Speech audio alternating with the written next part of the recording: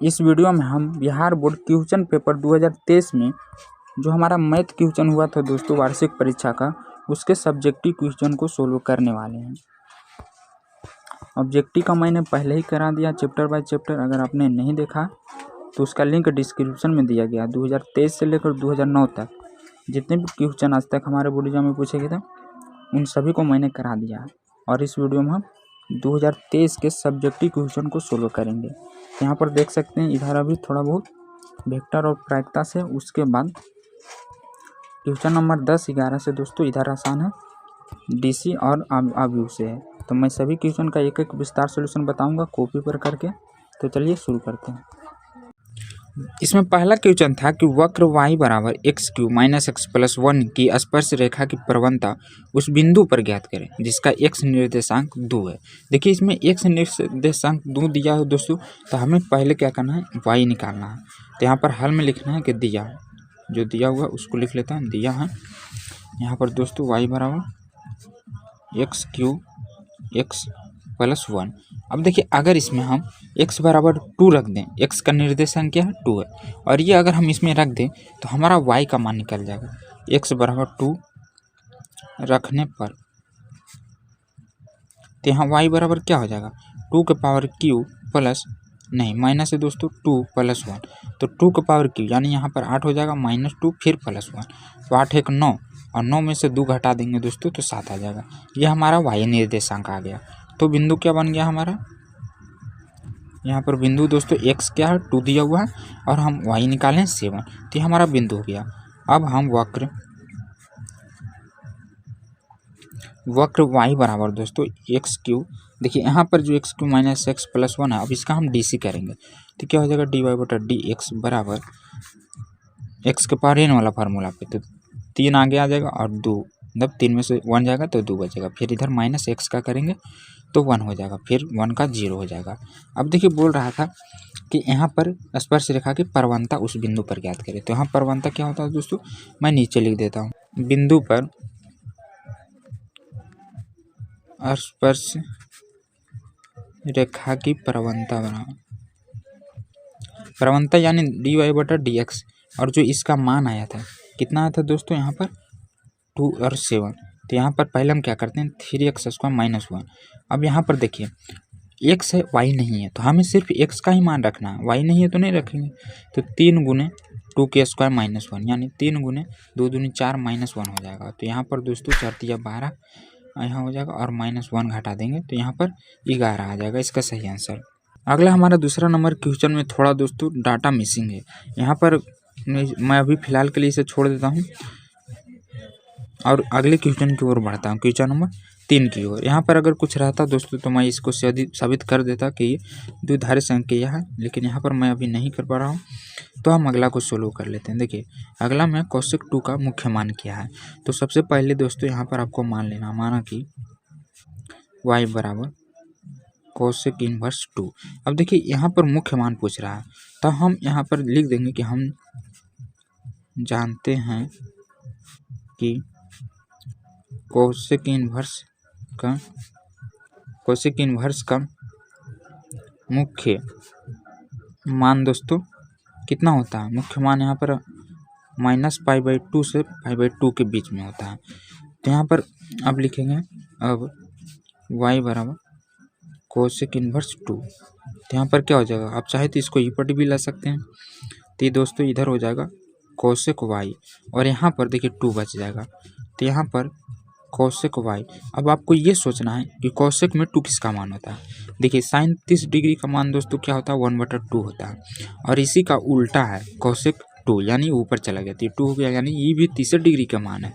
तो cosec 30 को हम बदल कर दोस्तों रेडियन में क्या लिखते हैं, π/6 लिखते हैं। अब यहाँ cosec कोस हट जाएगा तो y बराबर क्या आ जाएगा, π/6 आ जाएगा, तो यही हमारा सही आंसर हो जाएगा। अगला क्वेश्चन में बोल रहा है कि रेखाओं इतना तथा इतना के बीच निम्न कोण ज्ञात करें। तो देखिए कोण ज्ञात करने के लिए हम cos थीटा का फॉर्मूला उपयोग करेंगे दोस्तों। इसमें देखिए ये जो आपको नीचे वाला दिख रहा है ये हमारा A1 B1 और C1 है, और ये हमारा दोस्तों B1 B2 और ये C2 है। तो यहाँ पर हम लिखेंगे हल में cos थीटा बराबर, इसका फॉर्मूला क्या होता है, A1 into A2 plus B1 into B2 plus C1 into C2, और नीचे में दोस्तों सभी का स्क्वायर कर देते हैं, यानी यहाँ पर 1 का स्क्वायर करेंगे, फिर 1 ही का, और इधर फिर 2 वाला का स्क्वायर कर देंगे और सभी का मान रख देंगे। तो यहाँ पर देखिए A1 की जगह पर 2 है और A2 की जगह 5 है, तो यहाँ पर क्या हो जाएगा, गुना में 2 गुने 5 प्लस, फिर यहाँ पर 2 है, फिर 4 है, फिर प्लस 1 और गुने -3, और नीचे दोस्तों सभी का स्क्वायर कर देना है, यानी 2 का स्क्वायर प्लस 2 का स्क्वायर, और यहाँ पर फिर प्लस 1 का स्क्वायर, और फिर इधर क्या हो जाएगा, यहाँ पर करेंगे 5 का स्क्वायर प्लस 4 का स्क्वायर प्लस -3 का स्क्वायर, कोस थीटा बराबर यहाँ पर हो जाएगा 5 दूनी 10 प्लस 4 दूनी 8 -3, और ऊपर दोस्तों यहाँ पर हो जाएगा अंडर रूट में 2 दूनी 4 प्लस 2 दूनी 4 प्लस 1, और फिर यहाँ पर अंडर रूट में 5 25 प्लस 4 चक 16 प्लस 3 3 9। अब यहाँ पर इससे जोड़ देंगे तो 18 में से 3 घटाएंगे तो कितना आ जाएगा 15, और नीचे दोस्तों यहाँ पर 4 4 8 1 9 हो गया, और यहाँ पर दोस्तों क्या हो जाएगा 9 25, देखिए 9 25 25 50 हो जाएगा।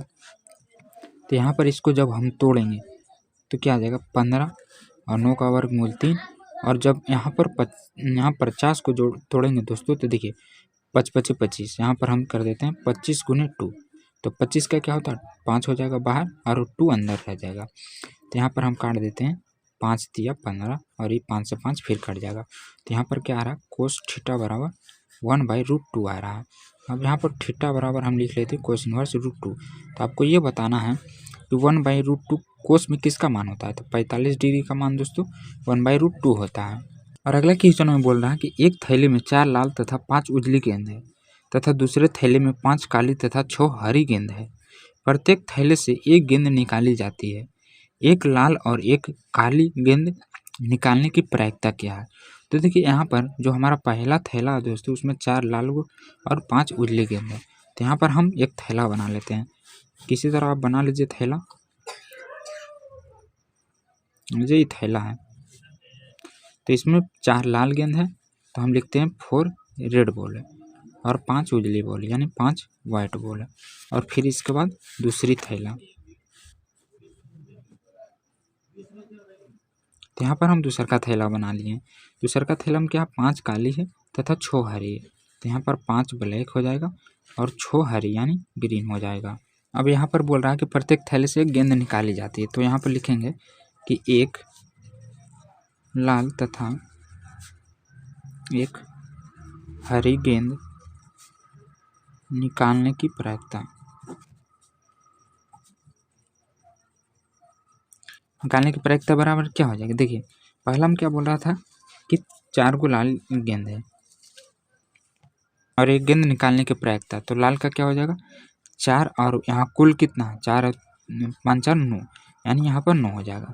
फिर यहाँ पर हम क्रॉस देंगे दोस्तों और उसके बाद हम हरी गेंद में देखेंगे, तो हरी में कुल कितने हैं, हरी गेंद यहाँ पर 6 है और कुल कितना है छुपा ची 11 है, यहाँ पर 11 है। अब इसे हम काट देंगे तो ये 2 तिया 6 या 3 तिया 9 हो जाएगा, यहाँ पर 4 दूनी 8 11 तिया 33, तो यही हमारा सही आंसर आ जाएगा दोस्तों। इसमें अगला क्वेश्चन भी प्रायिकता से ही दोस्तों बोल रहा है 5 सिक्कों को उछाला जाता है, ठीक 3 शीर्ष आने की प्रायिकता ज्ञात करें। तो देखिए यहाँ पर टोटल कितने सिक्के हैं 5 सिक्के हैं, तो हम लिखेंगे हल में कि सिक्कों की संख्या n बराबर दोस्तों 5 है। अब देखिए कोई भी सिक्का है तो उसमें आप 50-50% मतलब चांस लगा सकते हैं कि हेड आएगा या टेल आ सकता है, कुछ भी आधा आधी मान लीजिए। तो यहाँ पर हम आधा आधी हेड आने की प्रायिकता क्या 1/2 है और यहाँ पर टेल आने की भी प्रायिकता 1/2 है। अब यहाँ पर बोल रहा है कि 3 शीर्ष आने की प्रायिकता क्या है, तो यहाँ पर हम प्रायिकता x बराबर दोस्तों शीर्ष r ले लेते हैं और यहाँ पर फिर क्या है 3 शीर्ष यानी 3 हो जाएगा। फिर यहाँ पर इसका फार्मूला लिखेंगे हम NCR फिर P के पावर R, इसके बाद QN-R। अब यहाँ पर सभी का मान दे देंगे, तो यहाँ पर n का मान रख देंगे 5 और फिर इसके बाद r का मान यहाँ 3 है तो यहाँ पर 3 रख देंगे ये वाला। फिर इसके बाद यहाँ दोस्तों p का मान 1/2 और फिर r यानी 3, फिर यहाँ पर q का भी मान 1/2 5 - 3। तो यहाँ पर देखिए 5 से 3 यानी 5 फैक्टोरियल बराबर लिख सकते हैं 5 गुने 4 गुने दोस्तों यहाँ पर 3 तक, तो ये 3 फैक्टोरियल का फिर नीचे चला जाएगा 3 गुने 2। तो यहाँ पर क्या हो जाएगा, इसे अगर हम करेंगे तो ये 5 गुने 4 बटे और नीचे वाला 3 का 3 गुने 2 और फिर 1/8 2 का क्यूब, और यहाँ पर अगर हम कर देते हैं तो ये हो जाएगा 5 - 3 यानी 1/2 का होल स्क्वायर यानी 2 दूनी 4। अब हम यहाँ पर काट देंगे, 4 से 4 ही कट रहा तो काट देते हैं, तो ऊपर बच के गया सिर्फ 5 बचा ही, ये हो जाएगा 3 दूनी 6 और 6 48, यहाँ पर 5/48 के साथ।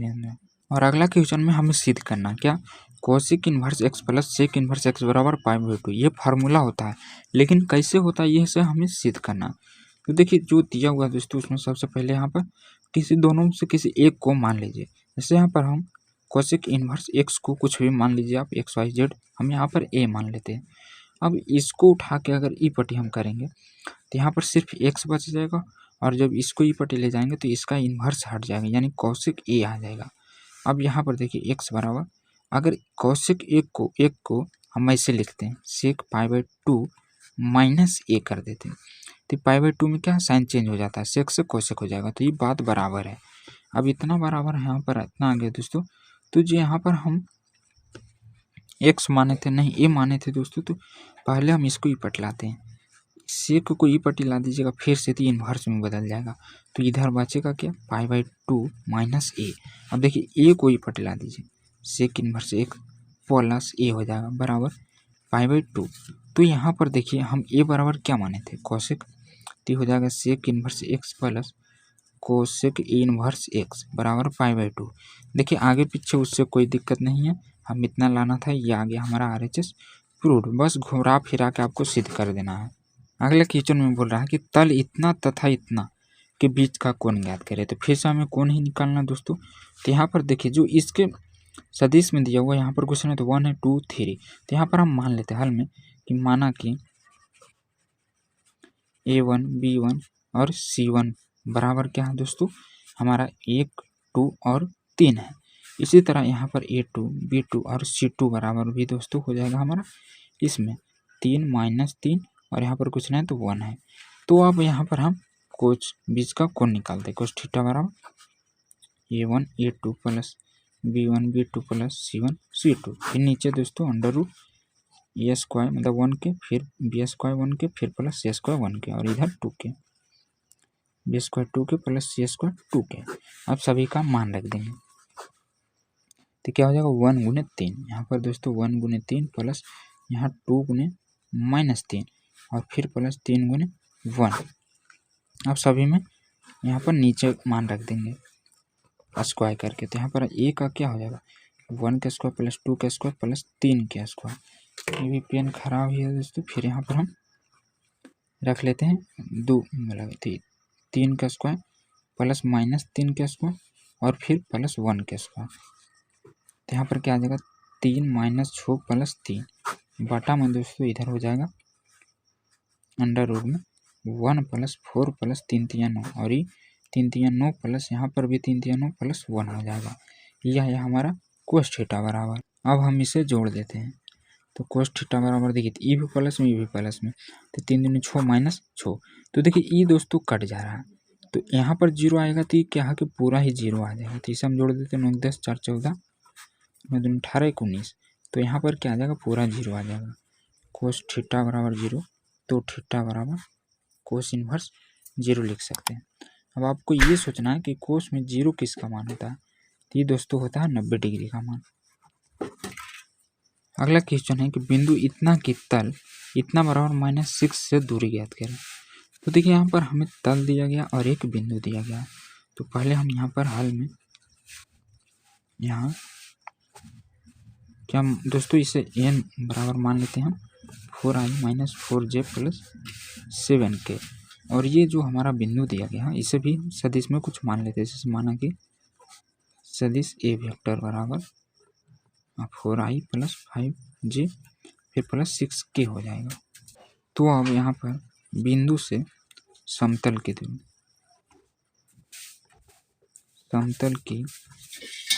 दूरी बराबर दोस्तों इसका फार्मूला था A vector dot N vector minus D. ये जो हमारा है ये -6d हो जाएगा और फिर नीचे n।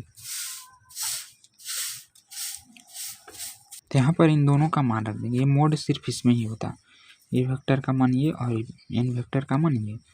तो यहाँ पर मैं रख लेता हूँ 4i - 5j। यहाँ पर दोस्तों क्या 4i माइनस इसका मान है, तो यहाँ पर हम लिख देते हैं प्लस में दोस्तों 6k। फिर यहाँ पर n वेक्टर का मान यानी 4i - 4j प्लस 7k और यहाँ माइनस, फिर माइनस दोस्तों इसमें भी है तो -6 हो जाएगा। और नीचे जो n है ये वाला इसका मोड कर देना यानी square 4k square plus minus 4k square plus 7k square.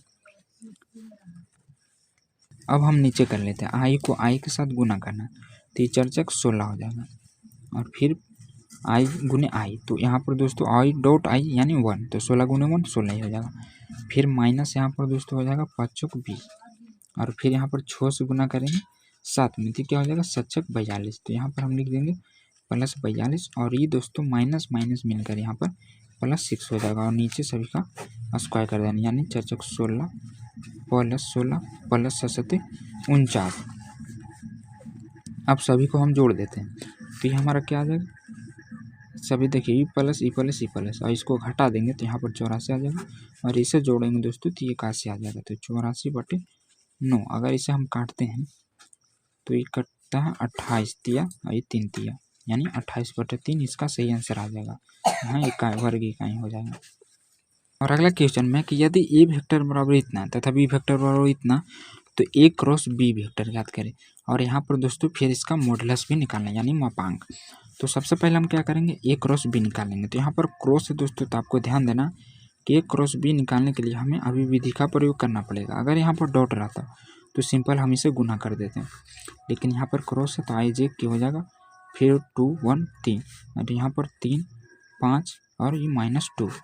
अब इसे हम प्रसारण कर देंगे R1 के यानी दोस्तों क्या हो जाएगा i × 1 को करेंगे -2 के साथ तो -2 और ये -5 दिया 15 हो जाएगा। फिर प्लस नहीं माइनस प्लस माइनस ही होता है दोस्तों, और यहाँ पर इसको झाँकेंगे इसको झाँकेंगे तो ये हो जाएगा -2 दूनी 4 और ये दोस्तों 3 3 9 भी माइनस में, फिर प्लस के देंगे इसको झाँके तो 5 दूनी 10 और ये -3 हो जाएगा। अब यहाँ पर ये दोनों माइनस में तो जुड़ जाएगा -17 आई और ये भी देखिए माइनस में तो 9 × 4 13 और ये माइनस माइनस मिल के यहाँ +13 जे हो जाएगा, फिर +7k। अब यहाँ पर देखिए ये ए क्रॉस बी का मान है, लेकिन हमें अभी मापांक निकालना है। तो ए क्रॉस बी का मापांक बराबर क्या हो जाएगा, सभी का हम स्क्वायर कर देंगे यानी -17 का होल स्क्वायर फिर +13 का होल स्क्वायर +7 का होल स्क्वायर। तो यहाँ पर इसका होल स्क्वायर क्या हो जाएगा 289 + 169 और फिर 49 और इन सभी को हम जोड़ देंगे तो यहाँ पर दोस्तों 507 आ जाएगा। अगर इसका वर्गमूल निकले तो निकाल दीजिएगा, वैसे तो नहीं निकलेगा। अगला क्वेश्चन में बोला कि यदि ए वेक्टर बराबर इतना, बी वेक्टर बराबर इतना और सी वेक्टर बराबर इतना तो मॉडुलस के अंदर दोस्तों 2a - 3b + 4c निकालना है। तो सबसे पहले हम क्या करेंगे, यहाँ पर 2 × a दिख रहा है तो a इसमें गुना कर देंगे, इसमें 3 गुना कर देंगे और इसमें 4 गुना कर देंगे। तो आप हल में लिखिएगा दोस्तों कि दिया है, लिख दीजिएगा कि दिया ए वेक्टर बराबर इतना, बी वेक्टर बराबर इतना, तो इतना का मान निकालेंगे। तो यहाँ पर 2 × 7i - 11 j - 16 के, ये दोस्तों एक बार कितना देख लेते हैं 16 ही है। फिर -3 बी का मान 8i + 3 j - 5k। इसके बाद यहाँ पर +4 और यहाँ पर सी का मान -4 - 3 j + 5k।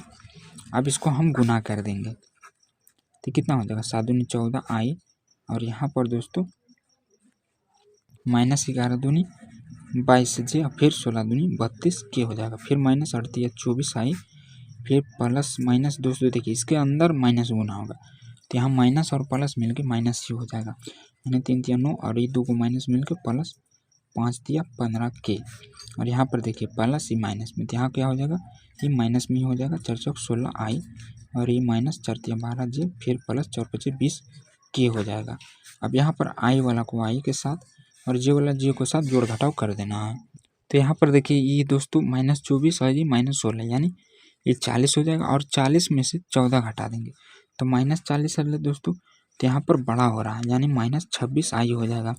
फिर इसके बाद जी वाला कर लेते हैं, तो ये -g है और इसके बाद ही माइनस है और ये भी माइनस है, तो इन दोनों को जोड़ दीजिए तो यहाँ पर क्या हो जाएगा 22 और ये दोस्तों यहाँ पर ये 34 और फिर ये 9 दोस्तों यहाँ पर कितना हो जाएगा 9 34 और यहाँ पर 9 43, तो ये तीनों माइनस में था तो यहाँ पर माइनस जे ही हो जाएगी 43 आया था दोस्तों। फिर यहाँ पर के वाला देख लेते हैं, तो ये -32 है प्लस है और यहाँ पर प्लस है, तो देखिए क्या हो जाएगा ये 5 चौक 20 था, तो यहाँ 20 और 15 दोस्तों ये क्या हो जाएगा 45 और 45 में से 32 घटा देंगे तो कितना आ जाएगा 5 में से 2 गया तो 3 यानी यहाँ पर 13 आ जाएगा।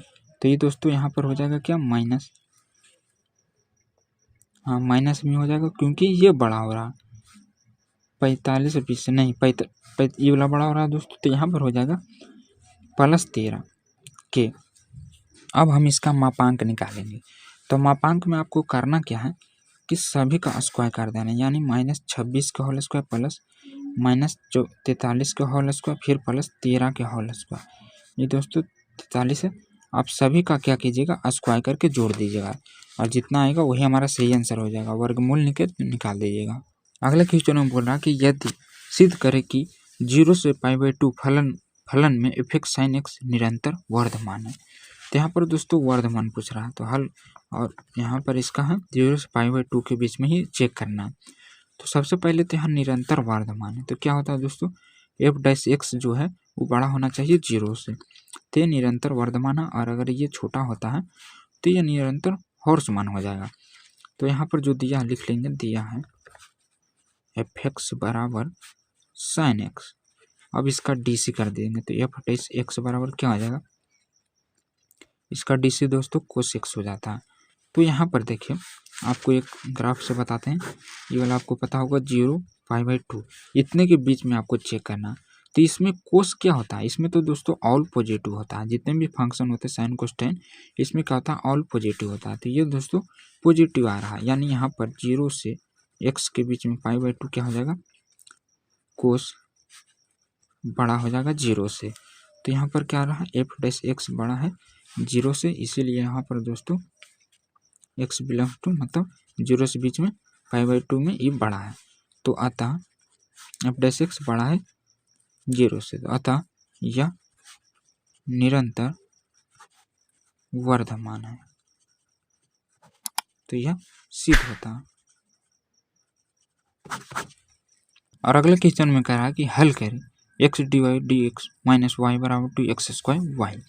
तो देखिए इसमें जो आपको x इंटू में दिख रहा है, अगर इसको हम नीचे लाते हैं तो इसके बटा में x हो जाएगा और इसके बटा में भी x हो जाएगा, लेकिन ऊपर भी है तो x से x कट जाएगा, यानी यहाँ 2 से 1 बचेगा। तो हम वही चीज़ करते हैं दोस्तों, x को नीचे ला देते हैं, तो यहाँ पर क्या होगा एगो x कट जाएगा यानी 2xy बचेगा, क्योंकि एगो नीचे लाने पे कट गया था, हम यहाँ पर डायरेक्ट लिख दिए। अब यहाँ पर एक जात वाला को एक तरफ करना, तो इसको उठाकर हम ई पटी कर देते हैं, यानी dy/dx बराबर 2xy, और इसको इधर लाएंगे तो ये प्लस में हो जाएगा। dy/dx बराबर यहाँ पर दोस्तों दोनों में y मौजूद है तो हम कॉमन ले लेते हैं, यानी 2x + 1/x इसमें बच जाएगा। अब यहाँ पर हम क्या करते हैं कि दोनों तरफ दोस्तों वर्गमूल मतलब समाकलन कर देते हैं। समाकलन करने पर तो यहाँ पर क्या हो जाएगा, इसमें dy/dx लग जाएगा, और फिर यहाँ पर दोस्तों अब चाहे तो अलग अलग लिख सकते हैं, लेकिन हमें पहले एक तरफ कर लेना चाहिए था। देखिए यहाँ पर मैं एक स्टेप आउट कर लेता हूँ, इधर dy y को ई पटी ला देते हैं, तो ई इंटू से ना आके बॉटम हो जाएगा और x को ऊपर भेज देते हैं, यानी 2x/1/x। तो ई नीचे से दोस्तों ऊपर चला जाएगा, यानी इंटू में भागा से गुना में। अब यहाँ पर अगर हम इसका समाकलन करें तो यहाँ पर y और यहाँ पर है दोस्तों 2x + 1/x के dx। अब इसका इंटीग्रेशन करेंगे तो 1/x यानी log x हो जाएगा, यहाँ y है तो y दे देंगे, और यहाँ x के पावर n वाला तो 2 हो जाएगा दोस्तों, नीचे भी 2 फिर प्लस यहाँ पर log x लग जाएगा, इंटीग्रेशन हटने के बाद प्लस c, तो ये कट जाएगा। तो यहाँ पर लिख सकते हैं log y बराबर x² plus log x + c, इसका सही आंसर आ जाएगा। अगला क्वेश्चन है 14 नंबर की x + y बराबर एक्स इंटू वाई के पावर क्यू, तो डी वाई बटा डी एक्स ज्ञात करें। तो देखिए यहाँ पर दोस्तों हम क्या करते हैं, इसको लिख दीजिएगा कि दिया है इतना एक्स के सापेक्ष अवकलन करने पर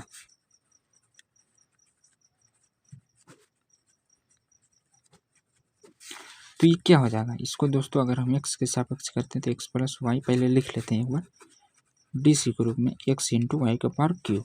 तो देखिए यहाँ तो प्लस है दोस्तों, तो एक्स का इंटीग्रेशन 1 हो जाएगा और वाई का इंटीग्रेशन डी वाई बटा डी एक्स हो जाएगा। और यहाँ पर यू इंटू भी का फार्मूला लगेगा, यू इंटू भी का डी सी क्या होता है, अगर पहले एक्स लीजिए तो वाई दूसरा का डी सी कीजिए, यानी वाई क्यू का डी सी करेंगे तो एक्स के पावर एन वाला फार्मूला पर इसका डी सी हो जाएगा, यानी 3 वाई स्क्वायर हो जाएगा। फिर इसको लिए तो यहाँ पर प्लस 3 नहीं वाई क्यू 1 का डी सी करेंगे तो 1 का डी सी दोस्तों क्या होता है 1 होता है। और फिर यहाँ देखिए एक तो एक्स के पावर एन वाला होगा, लेकिन वाई का करना भूल गए थे हम, तो ये हो जाएगा यहाँ पर डी वाई बटा डी एक्स वाई का।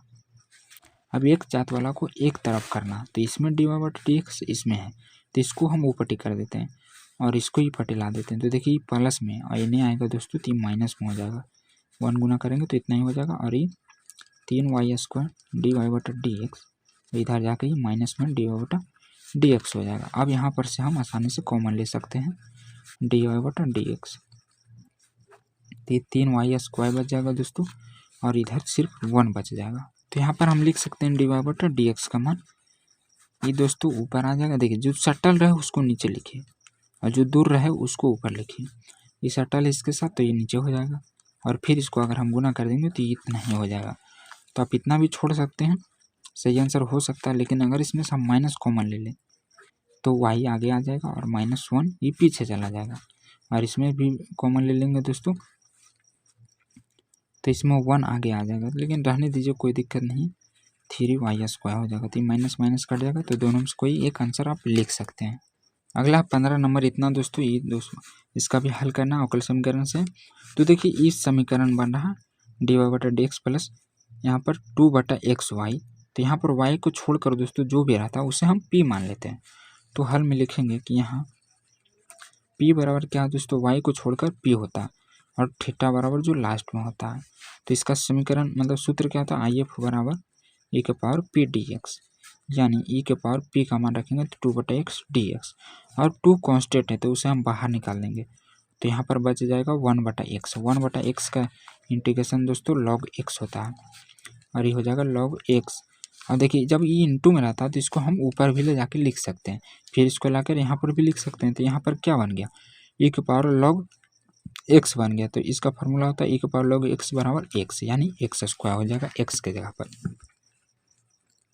इसके बाद इसका व्यापक हल निकालेंगे तो ये हो जाएगा आई एफ गुने वाई बराबर थीटा गुने आई एफ। तो यहाँ पर वाई को मैं पहले लिख देता हूँ क्योंकि आई एफ का मान यहाँ दोस्तों एक्स स्क्वायर है। अब यहाँ पर थीटा का मान यानी जो हम शुरू में माने थे 1 बटा एक्स स्क्वायर गुने आई एफ का मान एक्स स्क्वायर, तो दोनों सेम है तो कट जाएगा। तो यहाँ पर क्या हो गया, एक्स स्क्वायर वाई बराबर कटने के बाद 1 बचा, तो 1 का इंटीग्रेशन दोस्तों यहाँ पर क्या होता है